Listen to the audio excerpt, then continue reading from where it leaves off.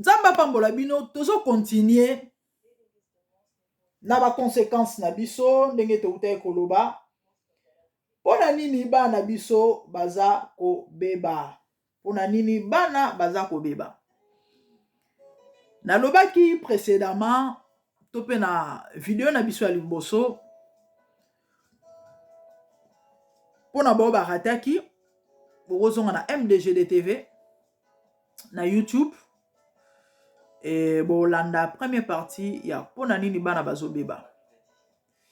Totangaki Psaume 127 verset 3 à 5. Bisika bazo talisa biso ete mwana azali pamboli.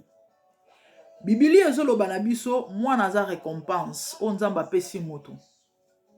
Ba comparer mwana na flèche ya guerrier. Or, toyebi flèche musala nango ezalaka kokanga nyama. Toyebi flèche musala nango ezalaka koboma ennemi. Toyebi flèche soki ekangeli yo nyama to pe gibier eza richesse mobimba. Oya nango na ndako bokolia okabela kutu na ba voisin mususu okoteka embongo wana okozwa ngo ekoede yo na ba besoin o oza nango. Otangisa bana olesa bango obokola libota na yo. Flèche wana flèche musala flèche ezosala. Et Bible est comparé mwana na flèche bandeko. Wow.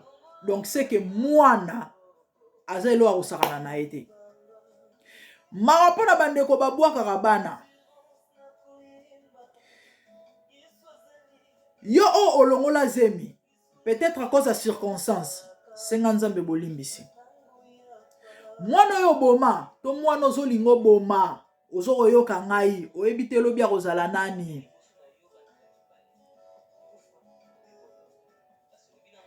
Mwana lipambolu kote pa na nzambe, peu importe forme yeli. C'est la Bible qui le dit. Acceptez mwana na tel kazali. Oyebite nini nzamba zo bomba na sima mwana wana. Lelo oyo tozomona bakonzi. Lelo tozomona ba star. Bazalaka un jour na kati ya mabumba ba mama na bango. Imaginez président toza na lelo na mutu ya mboka. Ce qui peut être grossesse nezaki indésiré que maman na yalobaki na boma mwana oyo. Imaginez elo ngeleka. Est-ce que lelo angazala na mwana ya président peut-être aza le seul na famille wana akozala président de la République. Vous comprenez pe? Yango bien aimé. Ozwa kizemi na libaku. O désira ki yangote. Kumisa nzambe. Mwana alipamboli. Nzamba ko s'en charger. Et lobby o pambola nzambe. Lelo to mona ba star minene tozo ko envier, tozo lula, tozo sepena na bango et misusu bakenda même plus loin. Azo zoyer lokola peut-être role model. Azo zoyer neti idole na ye. Ah na lingi mwana ngaza neti Ronaldo to na lingi na ko Ronaldo azala na libuma mamane un jour. Et akomi lelo akomi lipamboli ya nzambe. Yango mama, yango papa, pambola nzambe na bana wa pesio, oyebi lobi na bango te. Bible lobi na biso mwana alipamboli kote pa na nkolo. Ba comparer mwana na flèche. To lakisi comment est-ce que flèche ezana po esala biso bolamu. E bomaniama e rolesa libota nyama na bakoteka ye akosunga mbongo o bakozwa na nzela koteka ye ekosunga famille wana ba comparer mwana bandeko mwana bazo comparer mwana. Donc eze eloko osakana ngote. Flèche eboma banguna. Donc mwana na yo akozala o akolongolo soni na continuité à verser wana. Ndenge bazoloba. Tango bana ko défendre yo contre l'adversaire na yo, c'est la Bible qui dit ça.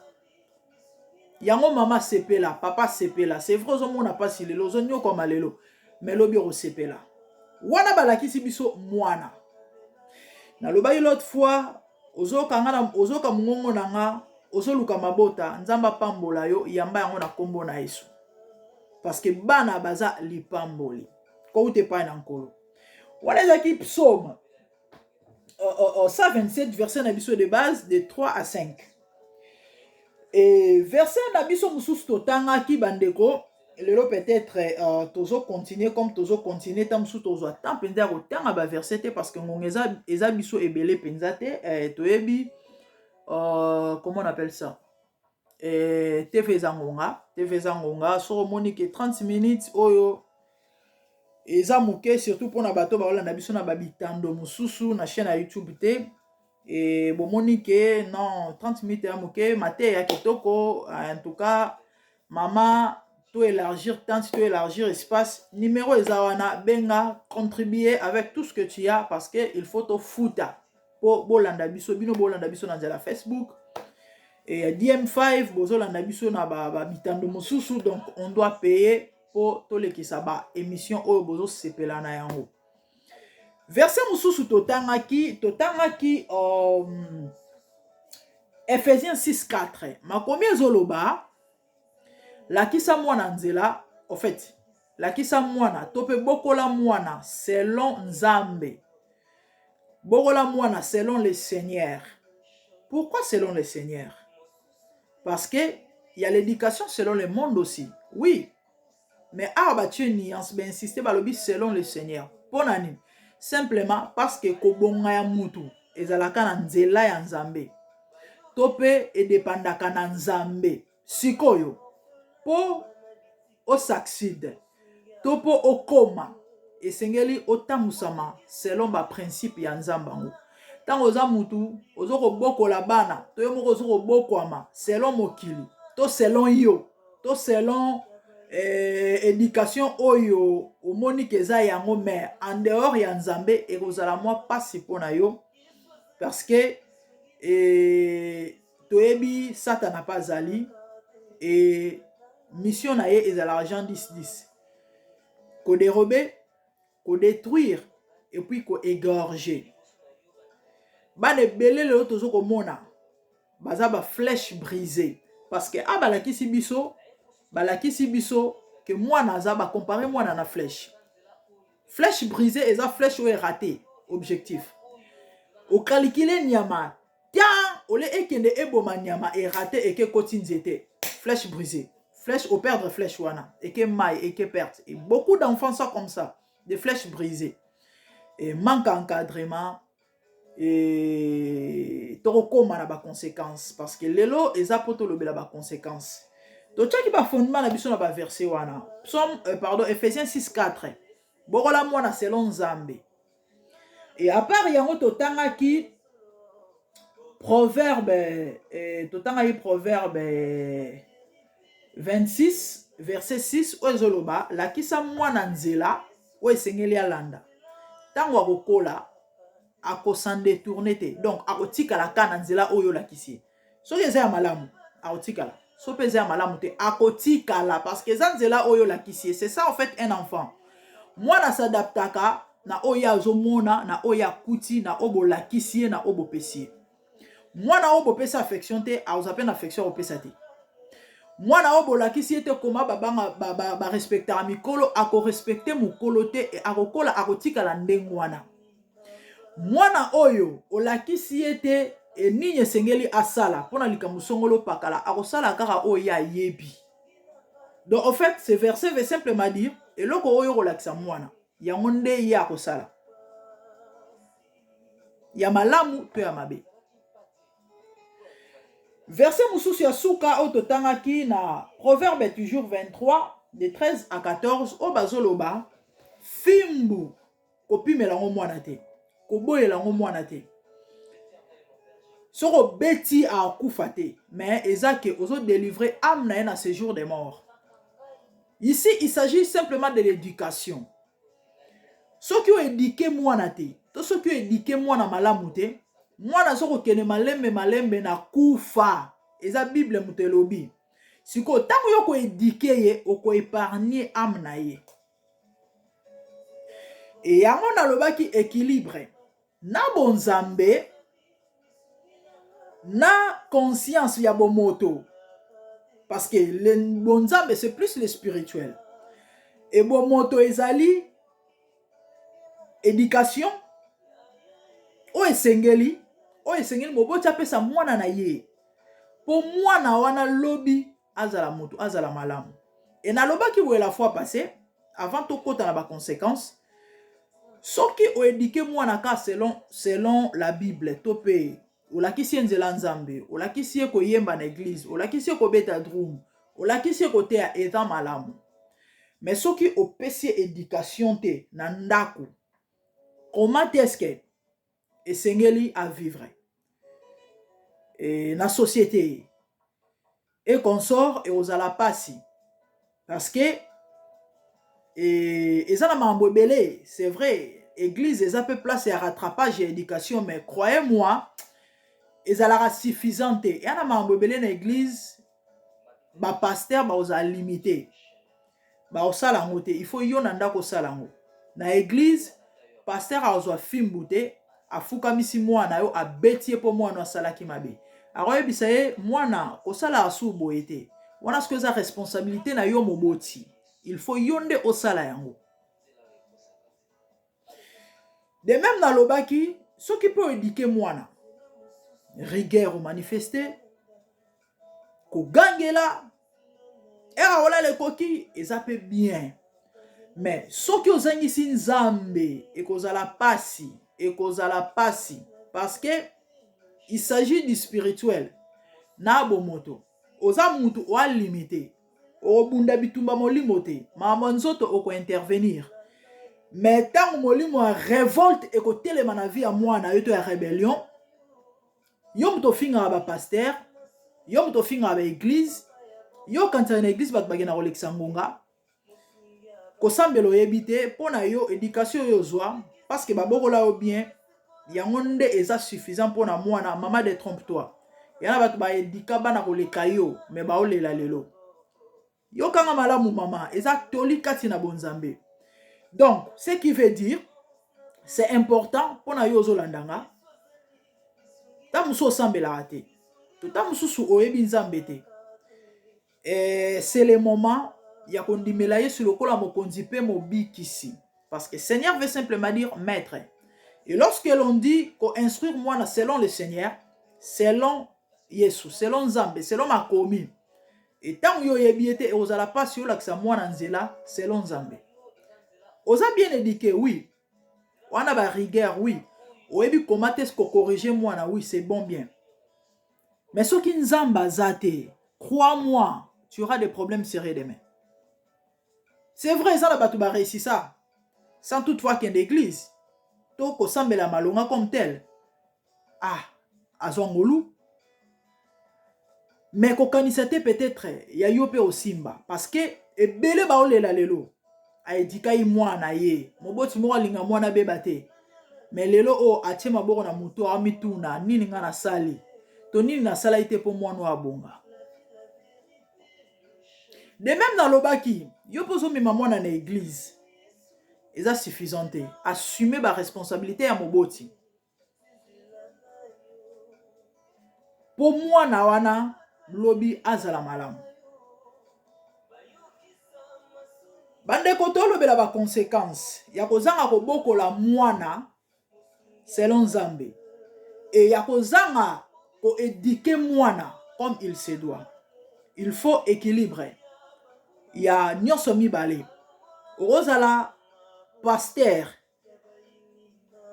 Il y a moi surtout à mobali. Ozola kisa mwana no mamba Nzambe posko memanya na église. Mais ozana tenter pour na o aider par rapport à classe na ye, par rapport à vie sociale na ye, parce qu'il y a des parents comme ça, des hommes de Dieu, et des servantes de Dieu. Aza plus na tan na église nde na loba l'autre fois mais na mwana na tope na bana na ye tant ezalaka te batikeli responsabilité na bato mususu na mwana musala ou soit bana bazo pota na bango moko. C'est très dangereux. Yango lelo to koloba ke milimo babe ba passer ba ko bengana yango ezozongela bana na bango bana bazo beba non, ça c'est traiter Dieu d'injuste, ça c'est traiter Dieu d'incapable. Ça, c'est traiter Dieu d'irresponsable parce qu'il est écrit, vous me servirez et moi je vous bénirai. Vous me servirez. Dans la bénédiction, il y a la protection. Dans la bénédiction, et il y a tout, au fait, il y a tout. Et Nzambe, asalaka part na ye. Bande ko Nzambe asalaka kaka o mutu akosala te. O mutu akosala Nzambe asalaka te. Preuve, olamukaka na tongo, oke sukola, obimi oke musala. Nzambe te mutu aya kosala na place na yo. Donc, makambo oyo esengeli yo osala, tu dois le faire. Oyo esengeli Nzambe asala akosala. Asalaka déjà parce que c'est un Dieu responsable. Mais oyo esengeli osala soko osali te mutu akosala na place no azate et ekozala problème sérieux. Donc, il faut équilibre ezala. Ozwaka tana bana te, zwaka tan. Il y a des parents oyo tellement busy. Tant même à contrôler ba homework ba nezalaka te. Ba kaya ba nezalaka te. Et yango moni lelo to ozala surpris. Na lobela ba conséquences. Na lobela ba conséquences. Conséquence ya roboko la mwana. Kaka na bonzambe sans éducation. Côté on a retardé penza mingete. Et ba conséquence c'est ebele. Papa nde na uta koloba to mama aza plus na temps pona mambo nzambe na église. Mwana ana muke. Azui na conscience te. Ana besoin ba éduquer. Ana besoin ba lakisa ye. Ana besoin ba corriger. Aza na besoin wana et tant que yo sali yango te. Ba retomber kozala. Lobi oloba nzambe nga na salela ki yo metala ba na ngai parce que yo moko wasima ba responsabilité na yo te. Wasima ba responsabilité na yo te. Lelo to mona bana ebele pe basel na nzambe bazobeba. Bana ba chrétien pe bazobeba. Ezate ke mama sambela malamu te. Non. Mais mama ye moko, to papa ye moko, azwa ki tente ya ko éduquer mwana na ye. Amemake na église. Alaki se fo yembela nzambe, ce qui est une bonne chose. Beta drum po na nzambe za malamu. Eza surtout biloko wana ba mama bino bo mema bana na église. Lukela mwana elo mo asala. Parce que oyo zo la kisaye, yango ndako tikala. Eza semence mobimba, ata o comprendre te. Na kama wa baboti belé, na bapoto to ye. Oka mama ayaka ke na église ye moko. Mukomsu na osona na pasteur moko alobi, ba parents ebele ba ozala surpris.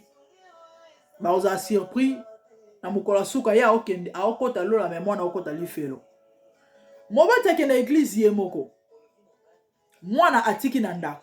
Retourne même maman, aux en a bana oui. Mais pourquoi bazo ete ba on balingana bango te aza à l'aise. Elle à l'aise. Papa aza à l'aise. Azolo banango sans gêne, gêné ete. Lingana ete. Non, c'est à toi. Yako imposer mwana. Oui, s'il faut dire ça comme ça. Tant moi mouke parce que mwana asala ka eloko o bazolo banayi. Tant moi mouke. Nazolo ba bien mwana parce que so asi akoli. O mesani saki yete azala ipe na mo a dire so pa lobino etikali non to ke l'église te na okena ngate otiki ye tanga okola esimba sute e osimba sute oka moboti azoloba bango bayoka na bango mambate ya te bayoka anglais te muto azoloba no ke mwana yoka pardon ayoka lingala te excusez-moi. Mutozo lo bana yo ke mwana yo ka mateya ya lingala te yemo ayebo lo ba anglais te. C'est compliqué hein. C'est compliqué. Siko tuna mutuna mama siko mwana yo ka mateya bateya te na lingala mais yo nanda ko solo mwana monone. Alobana anglais à 2 minutes te. Alobana anglais à 2 minutes te. À part yes, no, this, that. Malobi ke mwana ok église te po mwana zo kate. Non, mama, papa ce qui est ba façon na biso to bongisa parce que le temps est mauvais. Tout le monde a tout ce qui se passe na babana na biso. Tout le monde a tout ce qui se passe surtout dans la génération oyo. Ba mambozo le kalelo ezalaka te liboso. Mabe ezalaka nango mais ndenge komi lelo e komi ko bangisa. Yango eza important mama. Ola kisa mwana nzela nzambe. Ozozo ta ko éduquer mwana ndako mais la kisa mwana nzela nzambe. Baboti yo bosambela rate to bokenda église te. C'est vrai, mabe koti. Mais on ne peut pas parler de faux sans parler de vrai. Basal nzamba solo baza. ba église ya bien ezali. Nzamba sola na mutu nyonso. Prends le temps de prier. Senga nzamba orienté yo. Aola kiso bisika nini sengeli yo kende parce que tu en as besoin. Bana no zobota bana ngo besoin. Pour lobby oyebite. Mema mwana na église, tope omemara mwana na église, ozo sa malamu. Mais zwa pe temps ya ko éduquer mwana na ndako. Eza important. Parce que bana ebele lelo basambelaka baboti basambelaka yemo pa kende église. Mais na éducation, comment vivre avec les gens, vous sentez que moi na moi ba problème sérieux. Respect envers bato ezate. Vous voyez un peu. Et balaki bamambouza ebele o peut-être vi ngonga to koka ko mentionner en côté. Mais vous sentez que moi no azana problème. Pour nani peut-être parce que moboti azwaka tenté. Bandeko to mema ba na église. To zo atan ko bondela na ba na biso. En même temps na ndaku ozo zo pe tan ko landela bakaye na ye. Classe na ye eza très important. Ko kende église te otiki mwana ndako. Mema ye po eza semence mobimba. Ako s'en détourner te lobby. Bana belé lo ba kenda ba église bango moko. Surtout ba oyo baza plus dans la musique. C'est vrai un moment ekozala neti lo moko juste comme passion. Mais lobby oyebite ebo tambuma akoma conscient. Bana na banda ko mema bango metango bakoli bango moko. Oka convention bisika boto kendo beta. Aokena mama na ete. Akeye moko. Po anini po balakisa ki nzela na. Or so lakisa ki ete. Alanga ke beta drum na église songolo. To alanga kene ko accompagner baninga na convention pakala te. To lakisa bana nzela nzambe. En même temps to zwa temps ya ko éduquer bana biso pe na ndako. Pona bandeko oyo peut-être ozwa tamba ozwa grâce lelo za ozali ba edika yo bien mais pas na bino bomando ya bino osambela te nzamba zwa lokumu eza ngolozwi. Génération to vivre sans nzambe et amobulu. Génération auto vivre sans nzambe eza mobulu, eza mobulu, eza mobulu. Il y a des parents o ba rigouré ngana yebi ebele. Maman nzambe balinga angote parce que ba pasteur ba farceur baza be escroc. S'il faut punir moi na vous sentez que père est terrible. Mais lobby moi na baby. Lobby moi na komi akokota ba boloko. Ça fait mal. Lobby moi na komi ya côté ka drogue. Ya côté ka minduki. Mes parents azaki sévère na mwana wana. Bande ko bane belé bo kanisa teta mususu ke baboti na ete. Ya mamba molimo na utako lo balikambo équilibre. Il y a de ceux-là baboti bazui pétain ko éduquer balaki sienzela. Mais comme équilibre ezaki te. Comme nzamba zaki fondematé et ba répercussion eye na vie à mwana. Bien aimé, nasi na mona. Famille mon a ébi très bien. En tout cas, papa na saranate. Soka che ha oko suba. A pupona nini parce que souci na eza ba na eba zala bien. Ba camarade niti la lingate. Soka moni camarade na forme ndenge ha obenga na yo. Mais un jour, moi, na âge à 15 ans, molimo a rébellion.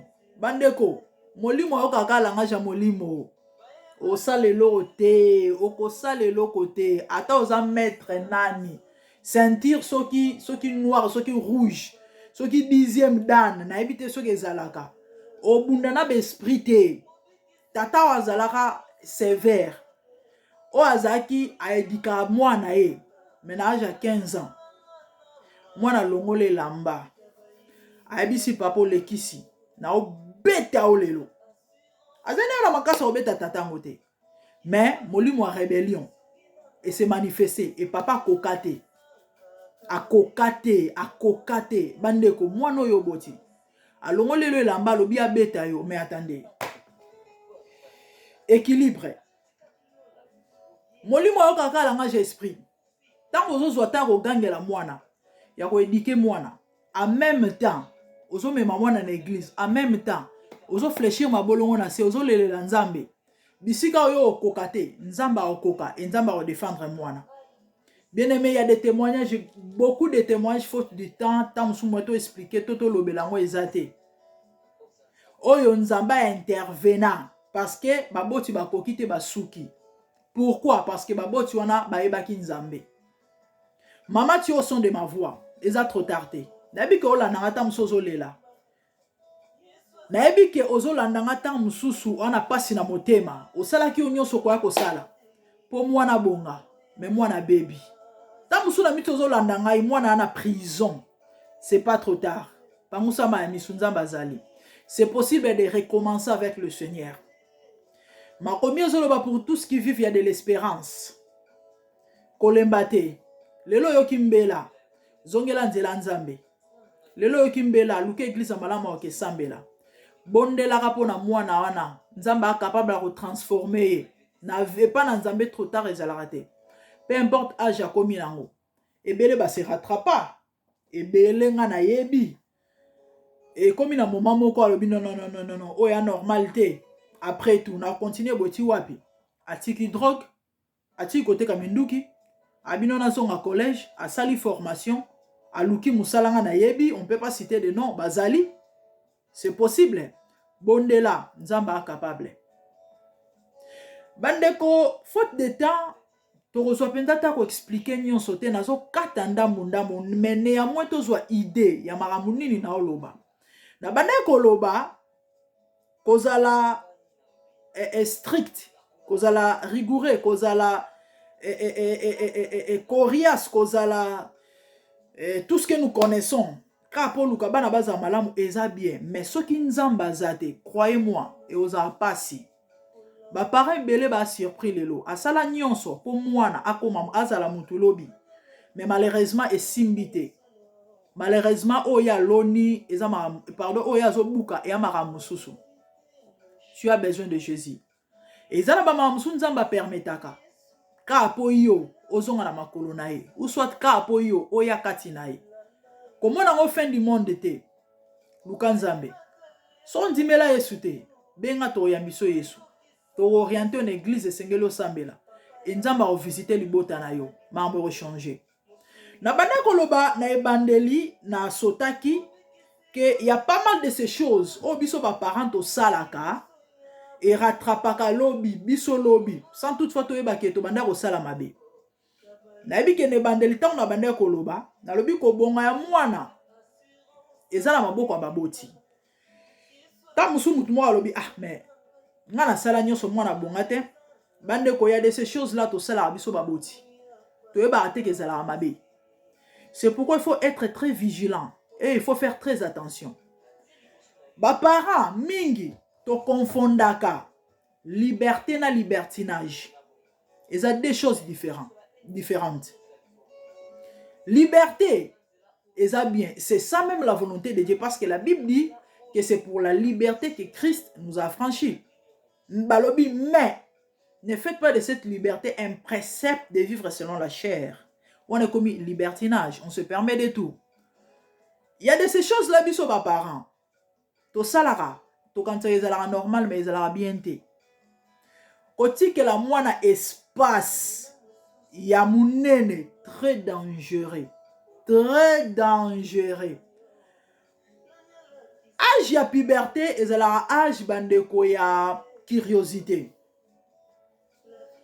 Et ça na bana ebele pendant ce temps-là akiri aolingayeba en fait na cas général la plupart ya biso nyonso tolekana aolingayeba makamnyoso ya mokili na ya malamu na ya mabe oka mwana mobali akomi mwa kosolola na ba fille oka mwana mwasi ainsi de suite surtout lelo otokomi na ba téléphone.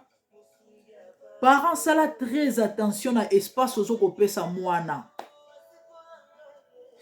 C'est vrai même en Afrique bana bazobeba. Mais toyebi façon ba bokolela biso na poto différence ezala toujours et na Congo so moboti atie ha peu importe famulai na yo âge na yo olenga mais na poto mwana leko akobandaka ko leko déjà na mulai Akoma déjà que surtout soka komi adulte aya 18 ans na pona bango bamona net bakomi na ba 50 ans. Et pourtant na 18 ans mwana aka mwana bandeko bolto landa loyenga poto te. Na 21 ans mwana aka mwana parce que osalaka bêtise moko mugo mususu ondima to osimba moto. Bien aimé na yebi ndeko moko bana ba baby na âge ya 19 ans. Abokoli bana na bazaye mike bana malamu bana botosi tant bana bakoki 18 ans bakomi ba adulte bana bazaki toujours bien 19 ans ye moko milobeli ke bakoli pe quand même bazali bana malamu et là je peux les laisser libres de faire o bamoni bakosala yaya mwana na 19 ans aneka mwana kolanda poto te na 21 ans azaka mwana kolanda poto te. Un jour on fait examen de conscience yanga moko na vandinye na bi vraiment comment je peux faire ça donc pour na no kanisa ke na 18 ans na koli na 21 ans kout kolobate mais un moment vers la fin de mes vingtaines pour na ki na ba 30 ans na bandis ko analyser na comment comparer ba âge yango na 18 ans mais na ça déjà adulte non mais na sala boy poani na 21 ans na kolaki mais na sala mambo poani hey na 22 ans na 23 ans na boté déjà moi na liboso non mais en fait moi nazalaka mwana parents sala très attention c'est vrai balobi to tcha mwana na prison mais veille na bana et ndeko tanga tiki bana amoni ke bakoli bana bakomo bima ndenge balingi kozonga nde balingi et ezaki surpris muko mususu vers 1h du matin qui porte fungwami akita na seboye asali croisement na mwana mobali kuiti ya bangi ndeko akokate outi wapi donc façon ka mwana zo répondre en plus abane ko titibe toyebi drink ya mbenda ndenge ezalaka donc ndeko akokate en fait c'est ça mwana zalaka mwana kotika espace mingi te balobi pete o étouffé ye mais zala vigilant moboti maman zala vigilant papa zala vigilant maman zala vigilante pardon papa zala vigilant lelo otomoni bana na 10 ans aza na téléphone eza moyen de communication eza normal mais il faut faire très attention avec les téléphones tala téléphone à mwana soka chamo de passe il faut yebango soka acha pattern il faut yebango oyeba mamni asalara c'est très important baboti obatiela bana ba TV na kati ya ba chambre faites très attention so ozo kanga s'il faut que to kende ko pikola ngo mama kende ko pikola et ana ba parents belé na yoka ba se plaindre pendant que ba olala nzoka bana ba éjecter ba porno bazo tia ba CD mabe lelo kuto komi facile na YouTube ko se connecter pam ba otala mamba salité mwana ya muke voyez un peu c'est très dangereux libertinage bande ko na bana ko ba libertinage to confondre libertinage na liberté na libertinage te. Il y a des parents qui ont été surpris. Pourquoi? Parce que batika ki espace mingi mwana soka bandi secondary school maman calculer distance ya ndaku na école so eza combien de minutes a mutu pesa ata 10 ou 15 minutes extra akosa l'échange na baninga na ye basololi mais azonga ndaku. Les amis, c'est très dangereux et ça fait mal. Classe bimara 15 heures. Au kandaku na école eza plus ou moins 30 minutes, parfois moins. Parfois toyebi munde la facilité nyonso na bamboko yo. École nanda kuba école ebele ezaka na ba quartier. Mususu soki arrivé que moi na keta ma musika en tout cas c'est très rare moi na sala 1 heure du temps. Ya ko kende kaka to ya ko zonga kaka c'est vraiment très rare. Monsieur Rosa peut-être raison, déménagement, et ça quand même mingi. Mais école na biso to bien la misikate. Mais au moins moi la bima classe 15h. Avant 16h fallait moi na zonga.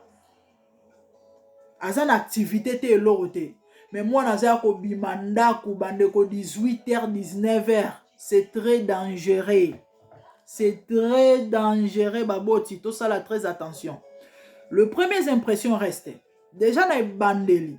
Soko si o tchaki mibeko, to kwa isaki. Et ozala passe ya buka. Mais soko si o tika liberté wana. To pe libertinage wana. Eko koma elota msusinga na kingo. Et comme peut-être ya bitumba po bongisango. Donc, tant qu'il n'est pas encore trop tard, bongisa. Un jour, on a rendre visite à de Komoko. Banda na kendaki. Songolo za, pota kendaki classe, ok. 18h, 19h. Tellement d'aro batoupe. Moi, na zo kozonga na 19h na uniforme. Aka. Il y a de ces parents à bozo landangai. Vous laissez vos enfants sortir quand ils veulent. Rentrer tant balingi. Moboti ana tango contrôler banate, c'est très dangereux. Ezan kona o lobby et robota. Et au kokangote. Au kokangote. Ba parents belé ba surpris lelo. Avant daka nanda kuboye. Ayoki na porte kokoko. Aya fungoli boye mbila. Nini tozoluka Joshua. Problème? Oui, problème. Nini? Et Joshua babundaki. Il y a 2 semaines passées, maman kuta ebi na été. Achaki mutumbeli. Quoi? Oui.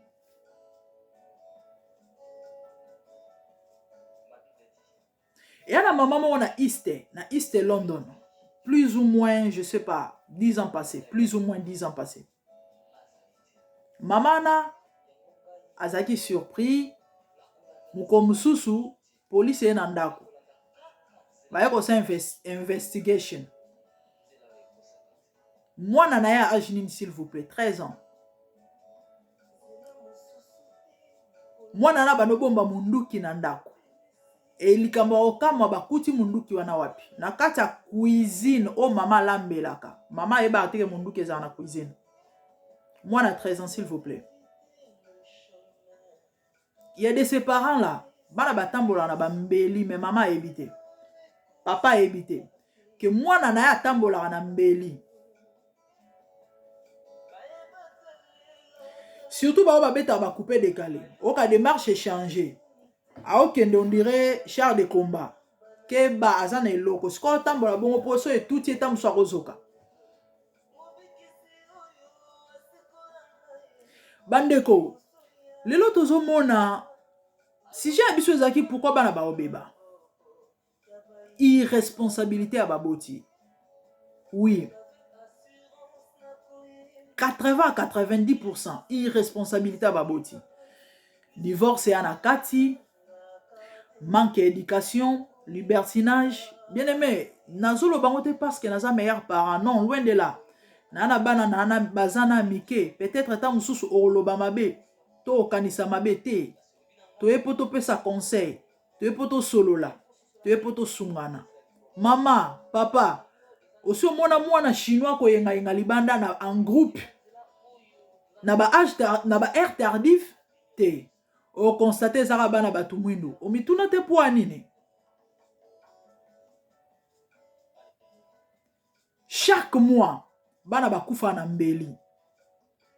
Sur 100 bana o bako kufa na mbula moko. Tamso o mona 90 ou 95 ba bana batu mwindo. Peut-être mokotomi balé mundele. Et l'obela biso elote. Baboti, tozo ba responsabilité na biso na maboko. Toloba mindele basambela ate, n'est-ce pas? Babikolo misu toloba ba ebi nzambe te, bien que ba pe na banzambe na bango na bandenge na bango. Mais pourquoi biso to kumisa to na nzambe? Nde toza victime ya ba maambo. Équilibre. Maman, veillez. Papa, veillez. Éducation, ils ont le devoir ya maman. Na ya papa. Ils ont ya maman kate. ezala ya papa kate. Lelo na poto to komona baboti ebele ba démissionnaire, surtout batata. 23h ali boso salon de coiffure. 22h ana shop. Lobby bana ba okende classe, il faut balala. Mais position bana ba laleli papa yebité. Ça aussi on en parlera. Lobby mwana obeba.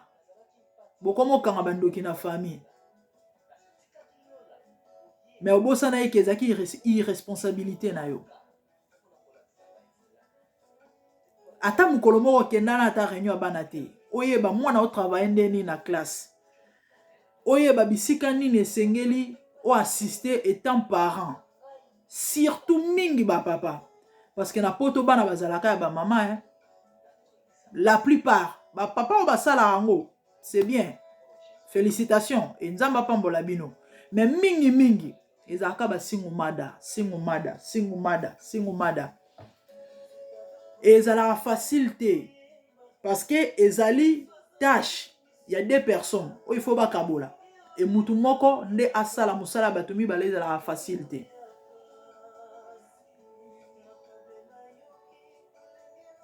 Surtout koboko la bana mibali na poto bande kotoyebi eza facilité.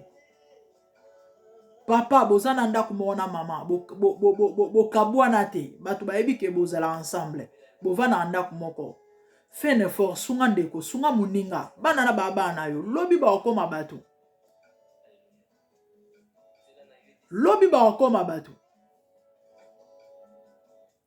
obeta tolo ke baba na ngana bota mais ba responsabilité na yo otikela mutu mususu. Faut que tu soin ya bana na biso. Bana bazali pamboli. Et nzete nyonso po peso mbuma, il faut soigner yango, il faut entretenir yango. Si vous avez quelque chose de bon, lobby na bana na yo, zwa temps ya soigner to pe ya soin na bango. Na banda ko loba ya de ces choses là biso ba parents to salaka ezala malamu te mais to yebaka te. Libertinage kotika la mwana espace mingi na téléphone, TV, kobima kozonga era lingi to salaka mabe. Wana temps ya ko vérifier kaya mwana esaka mwana te. Nous ne faisons pas bien. Il faut équilibrer ça. Mwana zaka mwana. Ataso mwana asala mambo mabete. Ah, ça mwana malamu oui, ah mwana malamu mais azaka mwana.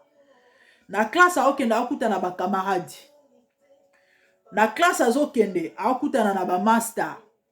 Na classe azokende akuta bana ndenge na ndenge. Ba bad boy bazali ba ope bakola na social bazali bazoke kuna ba okutana e oyebi te conseil ni na opesa bazopesa ye pa baninga na ye yana bana ebele bakosela baboti na bango makambo.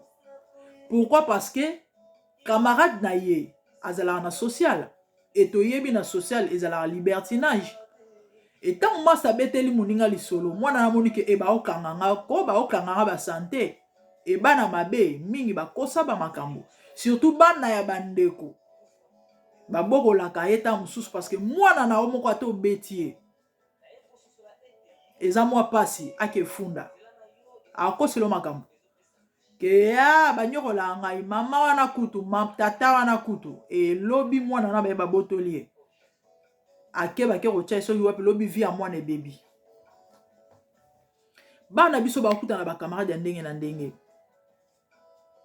Non seulement ça, na ba poto oyo bandeko, éducation, eza ndenge biso balakisa biso te. Toyebi na mikolo leki comment est-ce que ba para ba se révolta ki balobi non mama olakisa bana sexe na âge muke ezate balinga ba votango soto ba to telemaka te to yindi sarate nde loi ne kota ki bien que ezokota malembe. Yango mona lobaki équilibre bonzambe ezala. Éducation na ndaku oui. Mais bon nzambe zala parce que bisiko yo okoka te nzamba okoka bisiko yo okoma te nzamba okoma Surtout biso toana ba poto o bandeko toyebi comment est-ce que le diable travaille na mboka mundele. Satan a partout. Mais toyebi et ana ba marambu o eza inacceptable ana mbo et pas na biso kuna mais ana poto eza bazo tolérer yango. Na mboko mwana muke, j'étais mineur s'il faut dire hein. J'avais 16 ans. Na Europe, j'avais 16 ans. Natanga na Lewisham College. Et ba chainga parmi ba under 21. C'était de temps à autre, ba sexologue ba ando ya na école. Ba to éducation, tout ça sexuel, tout ça.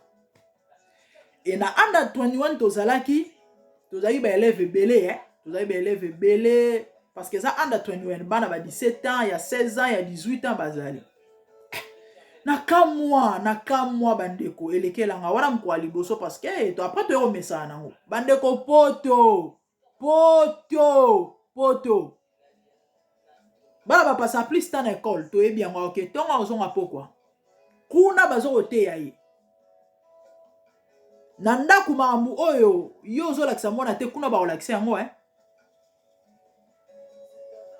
nayebi moninga moko asekisanga alobi akama momusu mwana na ye na ndako mbangu mama okosaki nga bolimbisi na ozongela lisolo ya collège nabosana te nini me yo olobaki na ngai mpo mwasi azwa zemi il faut kosomba mwana bokoti na libumu toyebi biso bon en fait déjà mwana na so amoke obanda expliquer makamsu ndeni mais a bongo tenga na yebi mama lobi oyo yebi yango ndene non mais no balakisi biso na classe ezala bongo te abandi ko expliquer comment ça se passe, comment ça se fait. Moi na moins de 10 ans voyez un peu bande on a collège batouana baya tozaki belé hein une trentaine hein ba élèves plus ou moins sur ba africain tout surtout ming parce que collège les amis ba immigré non besoin oyekola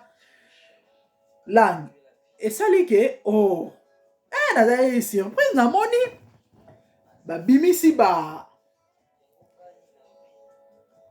sexe en plastique ata ba 5 différentes sortes hein ba tiango likolo mesa et na uti Afrique sika bandeko elekela ngai makamninyo voilà ba élève au CP là bazo expliquer où est ça 16S où est ça 16M où est ça L où est ça XL bazo copé c'est éducation sexuelle et ça qui par rapport à infection maladie transmissible parce que constate qui to il y a infectieuse au matin il fallait qu'on y a solana ba élève tout ça.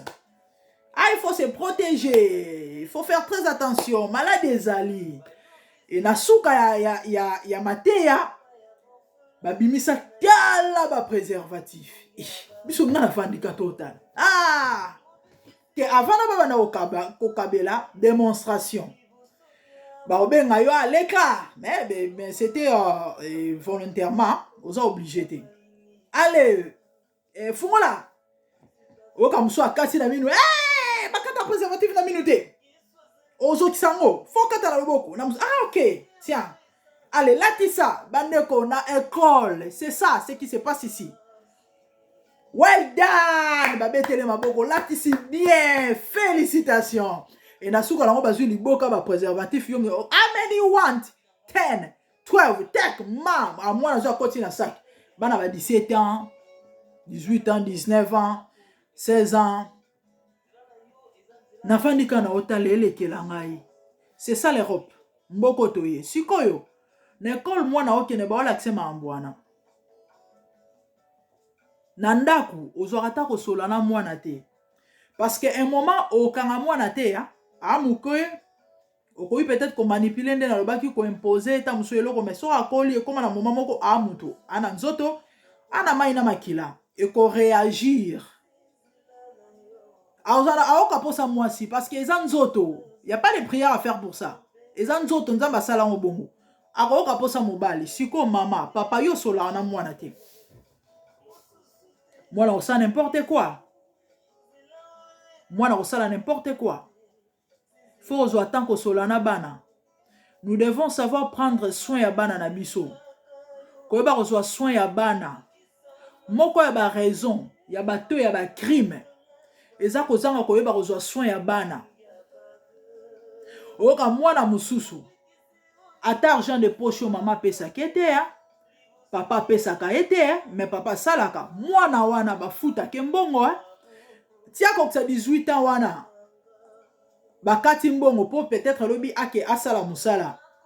Abimita muswata na kadote ta musu na compte na ata 1000 livres ate mais mwana na babanda ko fute mbongo ba mama ba papa boyoka.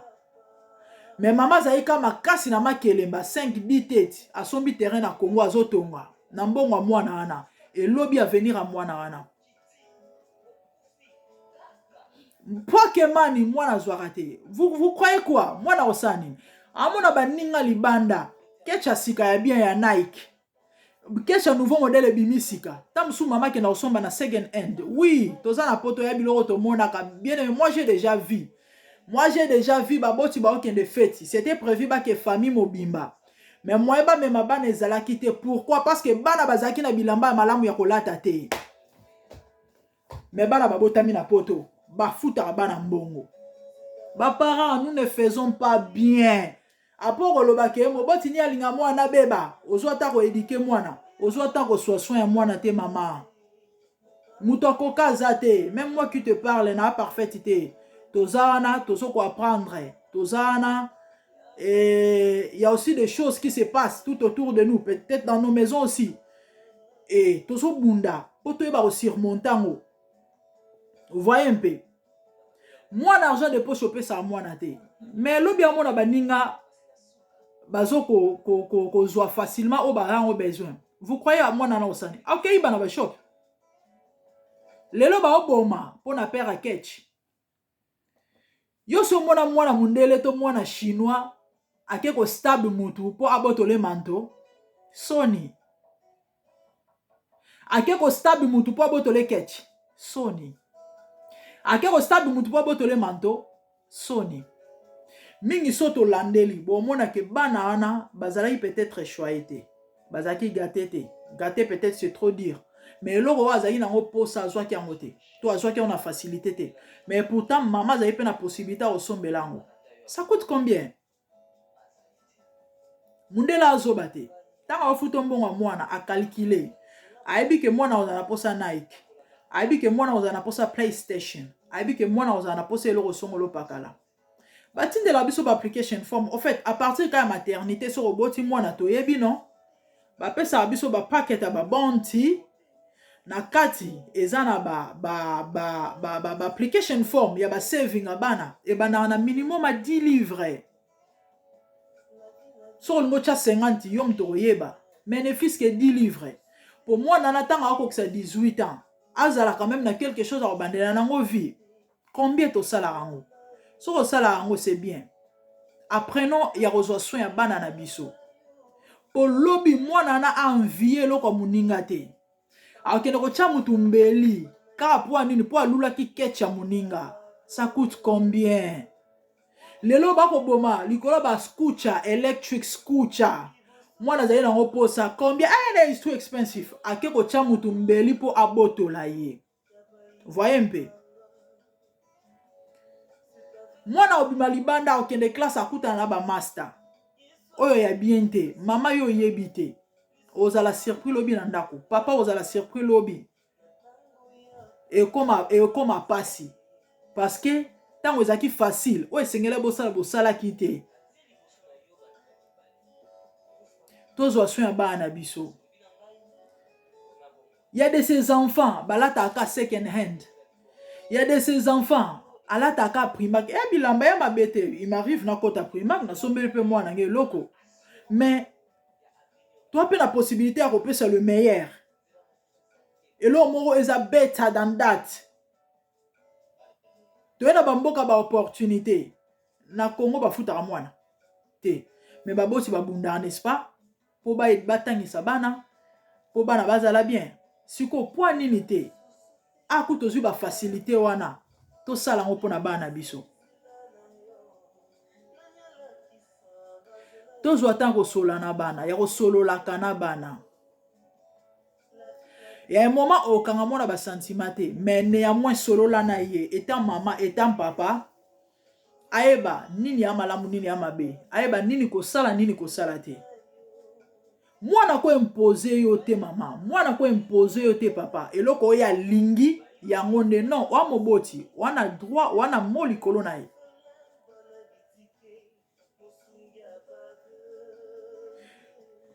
Des fois bablo musu to permetaka. Tu acceptes normalement faut pas ou encore fallait pas et lobby et zo me maman mbebele na lobele mamba ya homosexualité to na lesbianisme to zo ba na lobele ba porte d'entrée ya ba mbebele to salaka na ba via bana na biso o e fungola ba porte lobby mambo baby to simbi meto. Mon fils a 12 ans tellement kata suki atika moi suki bon jeunesse hein Coco la pardon. Ah mon abaninga tout ça. Ah maman, oko nga suki te amctt. Yo amobali. Oh mais ba mbeli ba kanga pe suki non be bango ba bango mais yo biso ba chrétien. Oh, mais ba chrétien ba kanga pe suki te. Ah c'était ba la ba faux chrétien. To bi ba na poto ba za ba question hein, malobe belé abi ah. Et ama benga c'est la lisumo. Oh l'accent la Bible pas si ba komi yango. C'est sûr que le problème est dans l'accent versé. Vous voyez un peu? Il faut expliquer le pourquoi et non. Oh, le binaï. Il y a de ces choses-là, moi, on a imposé parce que à moi, on a habité que à ma bé. Si qu'on y a un mot c'est que non et à bien te. Et ça ma bé. Tous autant que cela na bana. Parce que baza venir à lobby. Ba on deba ça la bonheur na biso lobby. Lelo oh baboti ba ko kunda bana nesika bana ba kunda baboti. Tozomona combien ba ko boma, baza ko stable, ba innocent. Oka mutu mususu mwana batu babomi. Milimo mabe parce que la plupart sont bolandeli au fait, il y a à boire et à manger na mambaro bomana oyo hein. Na ebi mwana moko ndeko mo mobali kala na selile mo église na bando kenda kala. Ya bandoka mingongo eloba na ye ba voix ezoloba na ye you don't wanna be famous hein olinko kokoma star te yo lingi bat babanga côté boma il témoignait ça comme ça boma et délivrance en déconne c'était terrible là boka milimo ezoloba mwana ya poto ezate ko non Afrique ndeto mona ka andoka ba voix. Déjà, kokene ko boma mutu, mine de rien. Ata, tabuso ka discussion ya pamba. Likamo ezanga mutu na makolo. O afinga kinga na réseaux sociaux, fallait na lakisaye, ake achembeli na motema. Voyez un peu. Ezalaka ba possession démoniaque. Et a milimo mabe. Ba possession nezo kota bandenge belé. Bande ko mambo bano ya mama lobeze belé hein, mama lobeze belé mais bon. Si on va permettre, la sujet un jour, on aura vraiment le temps d'en parler. Naoloba mambo, na maîtriser, na ebini naoloba. Babylon bana biso ba otala na ba TV, faisons très attention. Bane belé ba ozala posséder. Bane belé ba ozala ensorceler. Nanzela na ba TV. Nanzela ba vidéo ya ba image. Mama, papa, tala bilo ni mwana no atalaka. Parce que moi, azala toujours na tendance, ya ko se pencher côté à bienté. Babylon mingo ba se pela rotala. Eza plus babylon mo tamso. Ya horreur. Surtout soit comme okola. Ba masolo ya basina mibali, amoureuse. Oka catch américain wana kutu c'est inévitable. La plupart bana toyebi balinga wrestling. Et au moins entre bango ba pratiquer. Il y a de ces choses-là, biso ba parents to tika ka to permetaka eza mabe. Kotia moi na prison te mais modération ezala, ça la très attention. Ba laisser aller, ba laisser faire, ba espace oyebi lobité nini okoma. Ba sleeping over, ceux qui sleep over, faisons très attention avec des sleep over. Il y a quelques semaines passées, na breaking news, moi na moko ake ko kufa innocent. bisika kende kolala, bisika kende kolala, mama ya ba camarade na ye, on dirait qu'il y a un problème na boyfriend na ye. Donc, au fait, cause nan ba lobité, ce qui s'est passé. Moi na batu innocent, avant na ine pa na bango, ki kolala pa ba master, moi na mbana mindele. Donc, tata na makango mama na aye abomi mwasi na ye.